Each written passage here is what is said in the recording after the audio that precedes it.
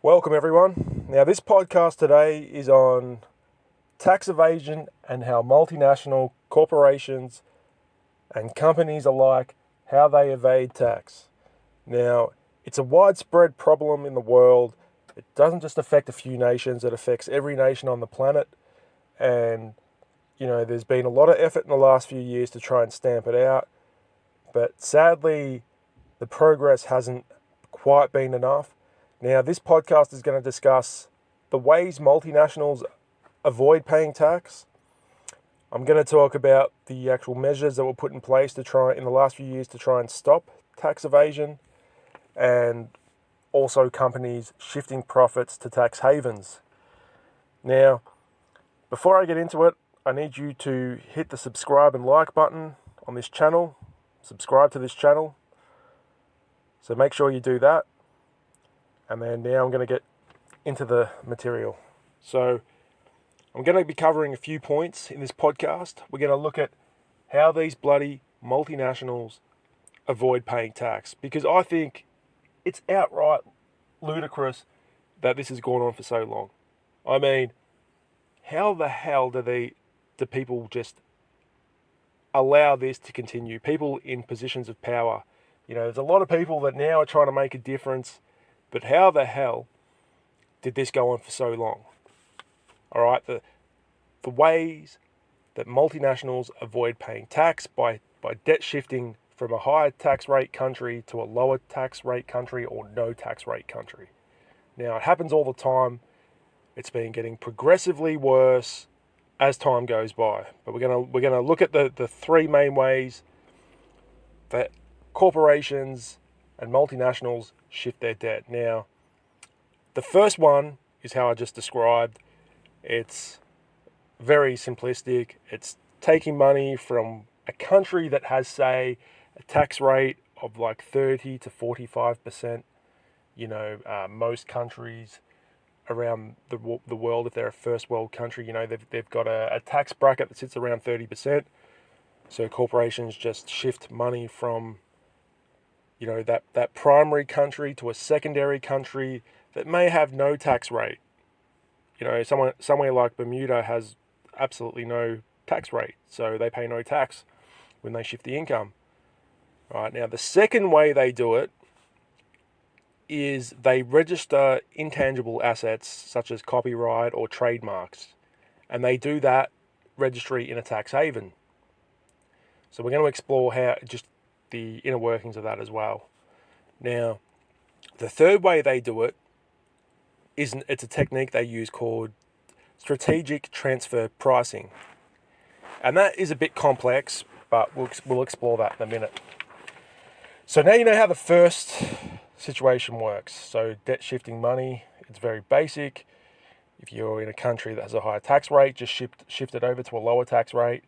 Though now that way of doing things is being closely scrutinized. So it's not as easy as doing things like how they used to. So, now there's more pressure put on multinationals by international, we could call them like international institutions that basically have a lot to do with how transparency takes place and scrutinizing the actions of multinationals and how they operate overseas. So it's getting a lot harder now for companies to shift tax. So what they're doing now, they're more going to the second and third way of avoiding tax. Now, I was talking just a moment ago about how they register copyright and trademarks, right? So they could even take out the trademark in their primary country, then transfer the copyright to company B. Then by doing that, if company A produces a product, then they pay the profits they've made as royalties to company B that could be in a tax haven country. So that's what, a very clever way of, I suppose, getting out of paying tax by doing that. And that's a method that's used as well. Now, the third method, right, is a primary company dropping its profits down, say they're producing a product for $75, right? And they sell it, they were selling the product for $85. They may decide to sell the product for $76, so they make only $1 profit. Then they sell to a company B that's overseas in a low tax bracket country. That company sells the product for a higher amount than company A did, right? Even though company A could have sold that product for the same price in that primary country with a higher tax rate, company B takes the product, buys it for next to nothing, right? Even though company A is only making a little bit of profit on it, and company B sells it for much more, right? Company B then holds the money, but the two companies are still connected. They're still, in reality, they're really one company, but on paper they look like two different companies. You know, company A is in one country, company B is in another country, and this practice also takes place, and it makes it very hard to try and, for international institutions to chase this up. Now, what we need, the fix, basically, to stop this from happening, right, is we need a unitary model of taxation. So the idea is to tax a profit where the economic activity takes place, not where the profits are reported, but where the economic activity took place. So in that primary company, in that primary country. So that would require a global consensus on the formula used and international cooperation. All right. Now, what we have, we're actually, going to look at the facts and figures of what's going on around the world. All right. So the estimated multinational tax evasion worldwide is estimated to be at $500 billion a year. But I think that's a very conservative effort. Now, in 2017, the size of the global economy was $78 trillion that year alone, right? The economic inequality keeps increasing, right? Now, how did all this come about where all these corporations and companies were exposed in what they were doing, and there was a lot of people in positions of power in government that were exposed to being guilty of tax evasion? Well, a few years ago now, a whistleblower or two leaked some documents. And a lot of people know them as the Panama Papers and Paradise Papers. And this blew the lid on the standardization and the normalization of tax avoidance, and how companies were blatantly diverting company profits to tax havens all around the globe. And there's quite a few tax havens around, all right? Wealthy individuals, multinational corporations avoiding paying tax. Now, why does this matter to us? Because when they avoid paying tax, there is less money to go around for the people that need it. The money goes into hospitals, into going into things that, really make a difference: roads, hospitals, schools, universities. When they don't pay tax, everyone misses out, right? Now, the 50 biggest US companies stashed $1.6 trillion in offshore accounts, right? And what do governments do? Well, what were they doing up until recently? And a lot of them actually around the world still do this. They make up the difference in the tax shortfalls by collecting higher taxes from the regular working class civilians and small business. The American Fortune 500 companies alone held $2.6 trillion offshore in 2017. And these are in places that have the highest, the rated the best tax haven places in the world: Virgin Islands, Bermuda, and Cayman Islands, all British overseas territories.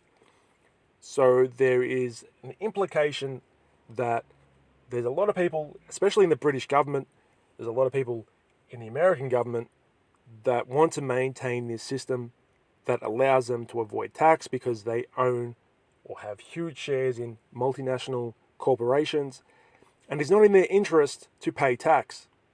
So they don't want to contribute to society, as we've seen with Donald Trump.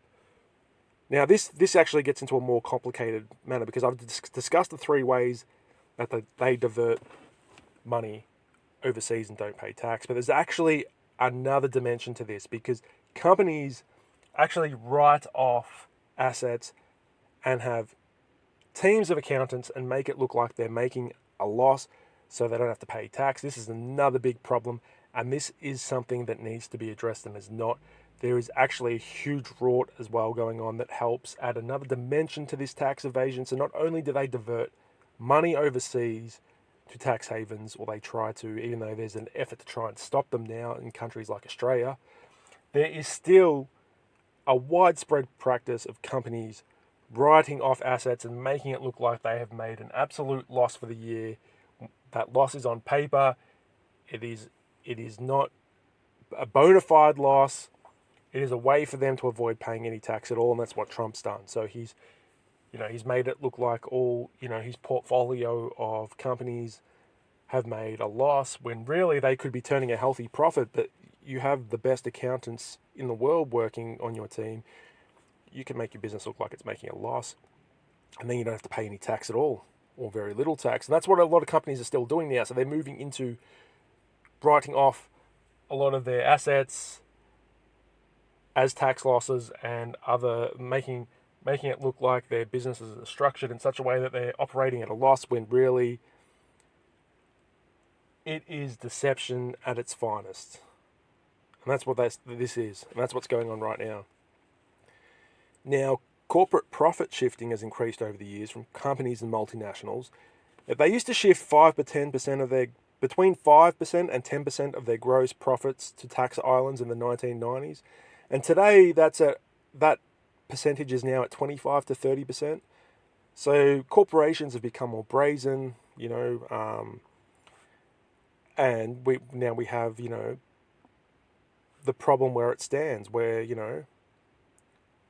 now the OECD, Organization for Economic Cooperation and Development, represents the richest countries, and it's the main trendsetter for international matters. So the OECD is actually helping bring transparency to these multinationals that shift money overseas, and how they do that. They make a lot of the data that they have available to forensic investigators, forensic accountants that, are able to, obtain information on, the transactions and account summaries of multinationals, and they get a lot of this information through the OECD, so they can contrast it to business done within those countries and work out where money is being diverted to.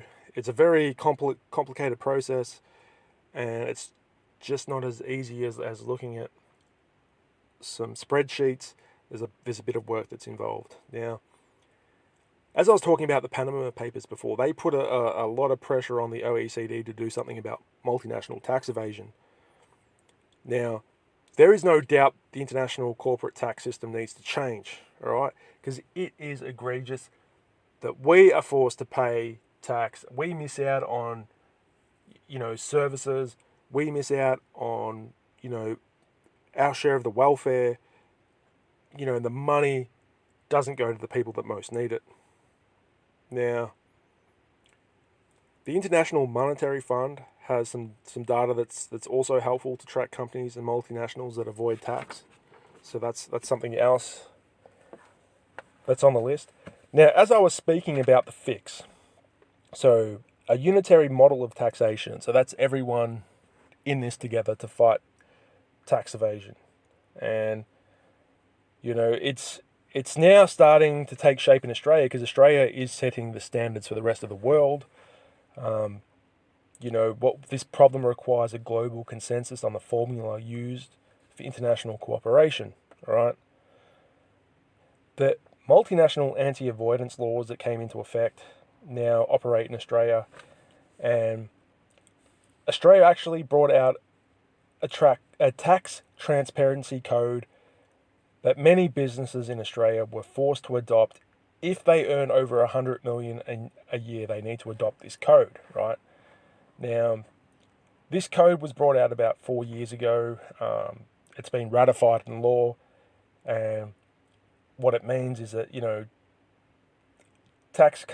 basically any companies that have to pay tax, any companies making a profit that earn over 100 million, have to make information available to the public, and rightfully so. Because when you see, all right, so when information's made available, then it can be scrutinised. If it's not made available, people can't scrutinise it. So transparency is the key in all of this, right? Now, apart from this code that was brought out, right, the transparency code, there are also new whistleblower protection powers that were put into place. So whistleblowers from civil will basically they're covered to be protected from civil, criminal action in a court of law or a civil court. So they are void of civil liability if they come out and say a company has been avoiding paying tax and they have inside knowledge on that and they had something to do with that. They are given civil immunity from civil action, from being sued. They're also prevented from being criminally charged or victimized. So these whistleblower protection laws were the first to really, make an effort into making inroads with tax evasion, because now it means that people that may have wanted to come forward in the past and were too scared of being sued or criminally prosecuted or victimized, now they are protected by this law. So now they might want to come forward and say, look, I have knowledge of what this company is doing, how they're sending money overseas. So the penalties also increased from $5,250 to $525,000 for the Commonwealth Penalty Unit for, what judges could really dish out as a punishment to multinationals that did the wrong thing. Now, before it was only $5,250. That's an absolute joke.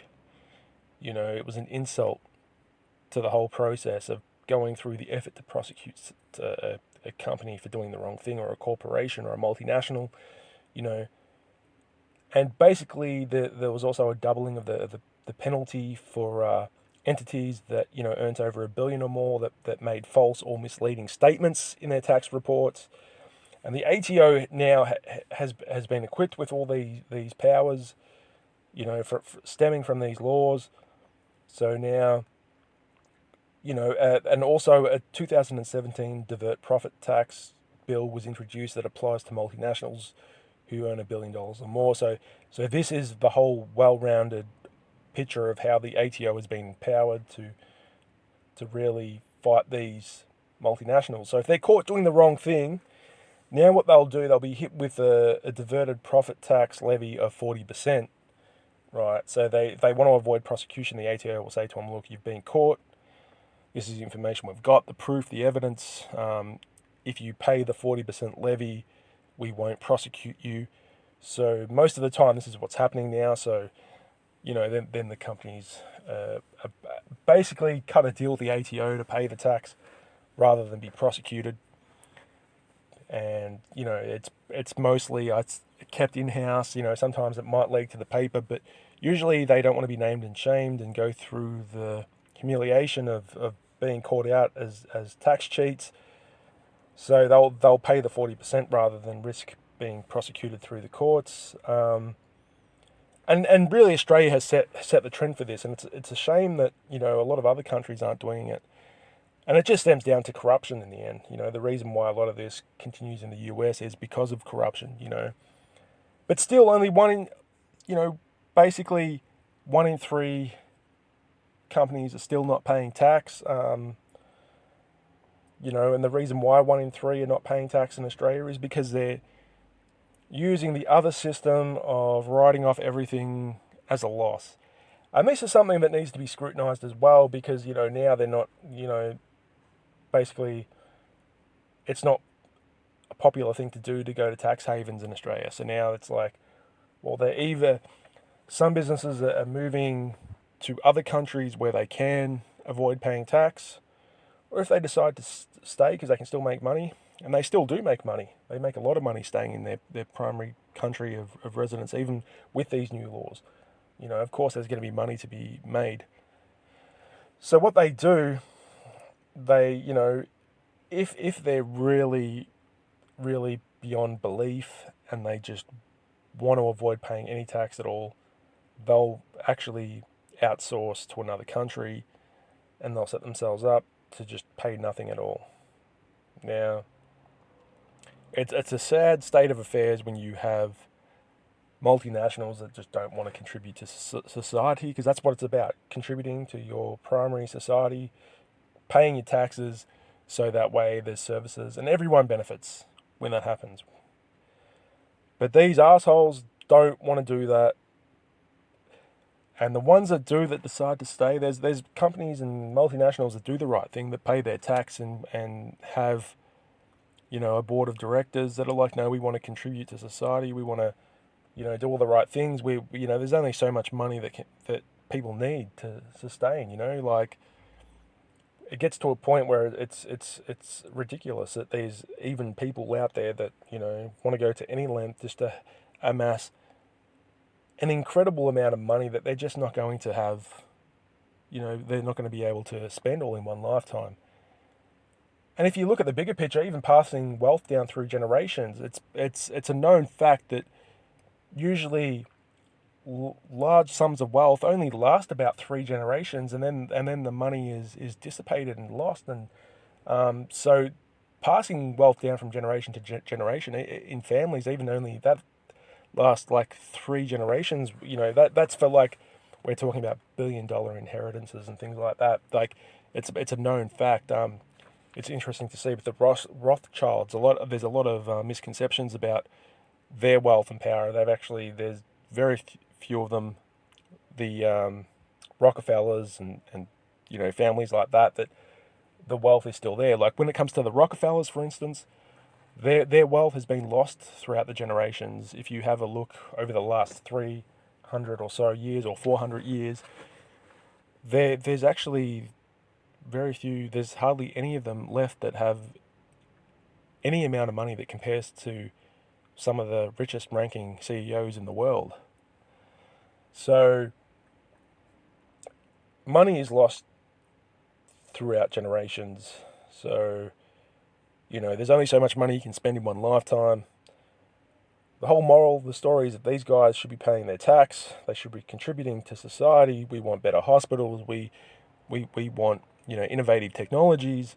That comes about through these companies paying tax. Now, so the way I look at it, the tax dodgers, they can do whatever they want to try and make it look like, they're offsetting losses against profits. They can make, have all the tax deductions they want, accounting losses. But when it comes to paying tax, it's up to society to highlight the issue and campaign for the issue and to fight for a change in the way the system operates. Without the pressure by society, there will be no change. So until people start realizing what these multinationals are doing and start educating themselves, they educate themselves and they know how the system works, they can start speaking up and say, no more. You guys, the system is going to change. You are not going to be able to avoid doing nothing for society anymore, because that's what these multinationals do. They do nothing for society. Not all of them, a lot of them though. They do nothing for me and you or society. They take but don't give, and that's not how the capital system is meant to work. They are meant to make a certain amount of profit, contribute to society, a certain amount of tax money that can then go back into society to improve it. And, we can live in a better society if these multinationals pay tax. Anyway, that's the end of this podcast for today. So I've given you a little insight into tax avoidance and, the economic models. Now, if we want a future where there is going to be,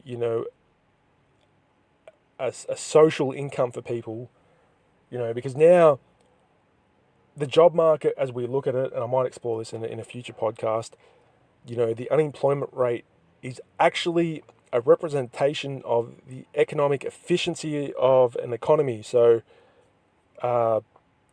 there is not enough jobs for everyone, basically, because economies now are running more efficiently than they did 20, 30, or 40 years ago. So there's less jobs, there's more people than jobs. So we need a universal income, and that's something that some countries are starting to adopt now. So if we want to have a universal income, the very minimum we need every corporation paying tax, everyone doing the right thing, everyone contributing to society if we want a better society. But it's not going to happen while the establishment exists how it is. There needs to be great changes. There needs to be great minds that come through and say, we need to change the current system. They need to change everything. There needs to be economic reform, tax reform, and even reforms on the accounting level of taxation. So everyone needs to do their bit. This is my podcast. Be sure to subscribe and subscribe to my channel, like this podcast, let your friends know about it, share this around. I'm MC Rapology. This is my podcast for today. I'm checking out. Peace.